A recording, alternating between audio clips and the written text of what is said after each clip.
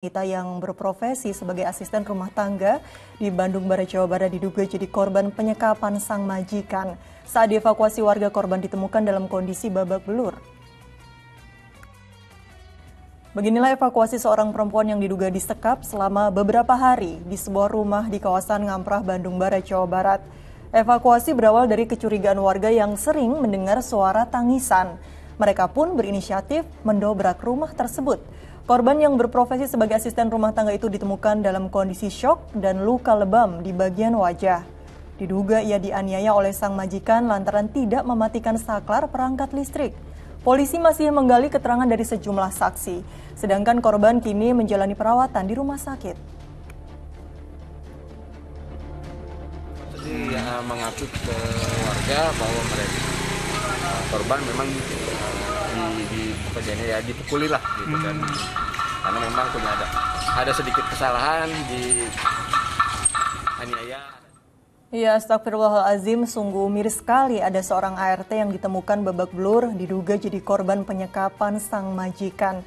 Ustadz, bagaimana tanggapan Ustadz Atabik melihat masih saja ada majikan yang berperilaku kasar kepada asisten rumah tangganya? Ya Mbak Nurul Cinta, na'udzubillah, ya tidak boleh seorang majikan atas dasar apapun memperlakukan pembantunya, ART-nya dengan perilaku yang tidak terpuji.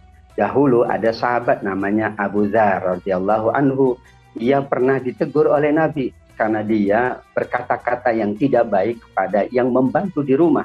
ART itu kan yang membantu pekerjaan rumah, karena kalau tanpa bantuan mereka mungkin kita kewalahan karena kesibukan, tugas kita di kantor, dan sebagainya. Maka Abu Dzar kemudian ditegur oleh Nabi. Setelah itu, setiap dia bertemu dengan ART, baik di rumahnya maupun di rumah sahabatnya, dia betul-betul mengingatkan tentang budi baik kepada ART. Bahwa ART adalah merupakan bagian dari keluarga. Semua yang ada di rumah kita adalah keluarga. Anak-anak kita, keluarga kita mungkin, ada saudara kita, plus yang bantu di rumah itu adalah keluarga. Maka Nabi kemudian mengingatkan kepada sahabat Abu Dzar, jika kamu memiliki yang membantu di rumahmu, maka berikan mereka makan seperti engkau makan. Berikan dia pakaian seperti engkau berpakaian. Kemudian jangan bebani dengan pekerjaan yang melebihi batas kemampuan. Kalaupun ada beban yang berat, bantulah dia. Artinya dalam hadis tersebut Nabi mengingatkan betapa yang membantu itu adalah keluarga kita. Mereka ingin mendapatkan karunia Allah dengan membantu kita, maka kita penuhi haknya. Dan tidak boleh melakukan apapun, apakah secara verbal maupun non-verbal. Bagaimanapun, Nabi pernah menegur Abu Dzar sebagai tanda Nabi sayang kepada semua yang membantu di rumah. Sayang kepada Abu Dzar, jangan sampai nanti perilaku yang tercela tadi ada pembalasan dari Allah di yaumil akhir kelak. Maka wahai para majikan, siapapun yang memiliki orang yang di bawah tanggung jawabnya, kata Nabi, berilah haknya dengan sebaik-baiknya. Lebih baik lagi kalau dipenuhi semuanya, sebagaimana kita memenuhi hak dan kewajiban kepada keluarga kita sendiri. Dan tidak membebani dengan beban-beban yang berat, tidak ada waktu rehat, tidak ada waktu maaf untuk bertemu keluarganya misalnya. Semuanya kita sepakati dalam kesepakatan bahwa antara kita dengan ART kita adalah saudara, adalah keluarga. Dia membantu, kita pula terbantu, kita penuhi haknya, sehingga dia akan bersungguh-sungguh membantu untuk pekerjaan rumah kita, insya Allah. Insya Allah, apalagi ART tersebut juga membantu merawat anak yang ada di rumah, mengurus rumah, begitu ya Ustadz. Seharusnya kita memperlakukan seperti keluarga sendiri. Tapi ini yang masih disayangkan, masih ada beberapa masyarakat yang menyamakan kedudukan ART dengan mungkin sistem perbudakan di waktu awal-awal datangnya Islam ini Ustadz. Bagaimana menjawab ini Ustadz? Ada yang menjadi pembeda? Iya, perbudakan itu sudah dihapus oleh Allah pada tahun ke-5 Hijriah.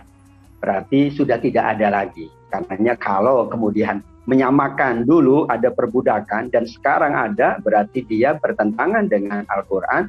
Demikian juga hak asasi manusia, bahwa semua manusia itu dicipta merdeka. Ia punya hak, ia punya tanggung jawab, ia punya kebebasan. Yang kedua, bahwa sesungguhnya perbudakan itu berbeda. Perbudakan itu sama sekali memang tidak punya hak. apakah hak untuk jasmaninya atau hak untuk rohaninya. Betul-betul dia perbudakan itu sesuatu yang sangat rendah. Karenanya dihapus dan dilarang oleh agama juga oleh seluruh masyarakat dunia. Sedangkan pembantu adalah dia masih mempunyai hak, yaitu hak jasmaninya, hak rohaninya, bahkan hak keluarganya dan hak-hak yang lain. Bagaimana mungkin disamakan? Dalam ilmu analogi atau kias, sesuatu yang tidak bisa disamakan, maka status hukumnya berbeda. Nah, yang ketiga, para pembantu yang membantu di rumah untuk apapun tugas-tugas rumah, ya itu sesungguhnya mereka membantu dengan sukarela. Dan kita juga memberikan semuanya dengan sukarela. Kalau budak itu tidak sukarela, memang boleh dipaksa. Bahkan maaf, boleh diperlakukan dengan perlakuan yang tidak manusiawi karena dianggap bukan manusia. Disitulah pembeda yang sangat ketara sekali. Mereka bekerja dengan sukarela, bahkan sungguh-sungguh membantu semua pekerjaan kita. Kita pula memberikan bantuan secara haknya juga dengan sukarela. Kalau itu terjadi sukarela, memang beda sekali dengan perbudakan yang sudah diharamkan oleh agama. Iya.